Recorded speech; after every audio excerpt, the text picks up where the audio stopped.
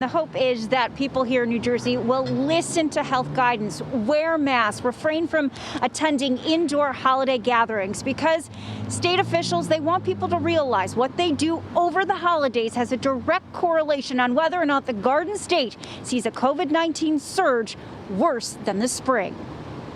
This is no time for any of us to get lax. The latest COVID-19 numbers from Governor Phil Murphy today: 4,665 new positive PCR tests and 91 new deaths.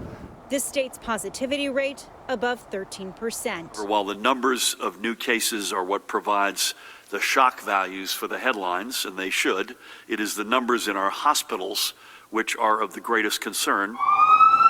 And keeping New Jersey's hospitals functioning a top priority. Yes, we are literally, and I mean literally, just days away from the first vaccines being delivered to New Jersey.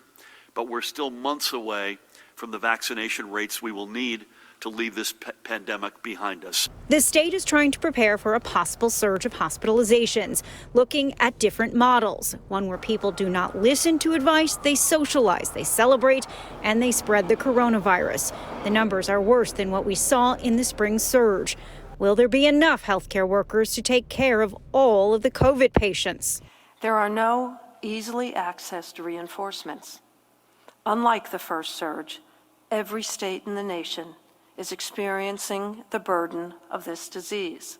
In another scenario, New Jersey residents abide by health guidance and refrain from indoor gatherings.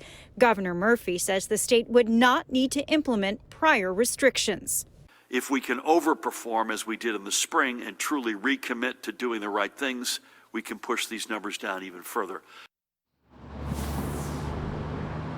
But if the COVID-19 numbers surge after the holidays, Governor Murphy, he is not ruling out re-implementing restrictions. He says one of the first things to go would be elective surgery. We're live in Hackensack, New Jersey. Allison Caden, Pix 11 News.